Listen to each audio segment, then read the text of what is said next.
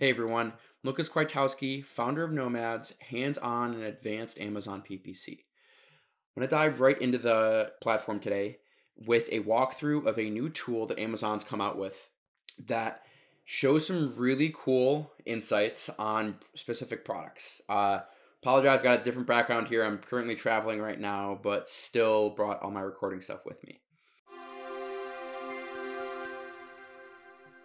First off, where you find this is if you just go into the growth tab, you'll see marketplace product guidance. Okay, so that's where you want to go to find this if you're not aware of it. And then make sure you're on category insights. Basically, what this does is I have an example pulled up here. Let me make sure I'm zoomed in of earbuds. So you can choose a country that you sell in. Okay, so currently a country that you sell in, category, and then you can go any category, product type, all the way down to the item type keyword. So this is like a browse node or the most specific category. And I chose the example of earbuds. Now, what we want to look at here, and we always like at Nomads, we like when, there's external tools for this stuff.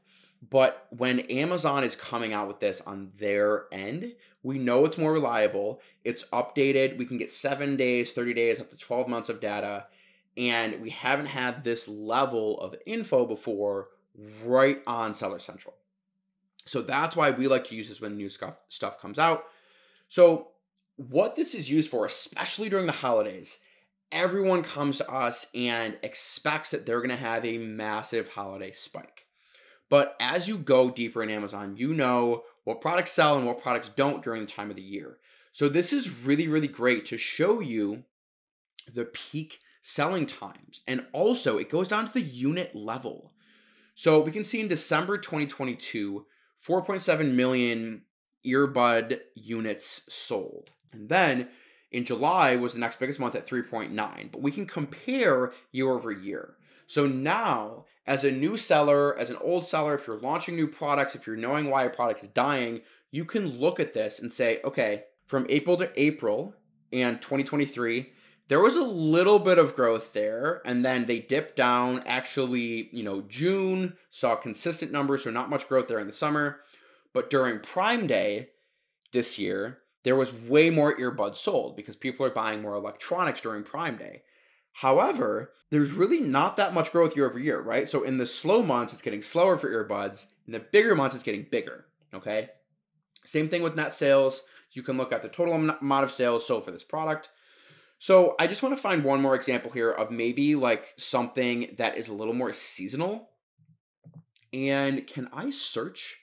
So I always like to do this, show these videos of one of the first times I'm using this. My team is using it, right? But me as a CEO, I'm not as much in the weeds anymore. So I like to do this live and show you my thought process. So like I want to look at candles. Perfect. Jar candles. Jar candles. So it found it for me. So I want to see during Christmas, I'm selling candles. Are they going to perform during the holidays? And it doesn't really look like it. So that's interesting that candles are getting sold in the summer, but these are actually way more. Okay, wait, so here we go. So net sales, December 22, was much higher. See, so this is what I'm curious about, is when I turn that graph on, it's a little off. So I don't think that's right. So I'm going to uncheck this box. This is what I was expecting. If I'm selling candles, 2 million, and this is the whole category as a whole, right? 2 million units are sold in January. It drops down to 830. September is the slowest month before the ramp up of the holidays, but then it aggressively spikes. So this is another thing that if you are selling in the holidays for the first time, and you can go 30 days, you can go 7 days, you can't choose your date range. But so 12 months might give you the best info. But if you're selling some product for the first time, it's your first holiday season, it's your first new product, right? You can come in here and say, okay, September is still a little slow. October doubled. November grew, December skyrocketed. And then it dropped down. It had a little bump in May, probably because of Mother's Day. So you can now know what holidays you can expect to sell at for your products. Glance views. So this looks like more impressions. I'm still on candles here. We're just going to run with this example. So this looks more like impressions. And then search to purchase ratio. So return ratio is huge. So this is 1.7. 2.7 is a product type average. So you can now compare, again, if you're launching a new product, okay, what's the returns I can expect? And all of this stuff in here is really, really good.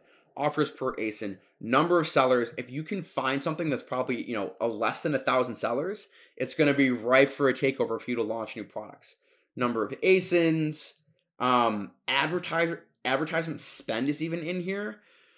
So, and then as we get deeper, there's even more that you can look at. Special features, price. You can see the average price for most of these products. This just keeps going and going. And then I think this is some FAQs you can answer.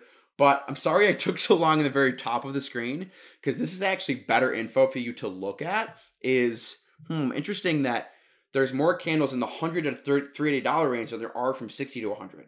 Maybe I can launch a new one there.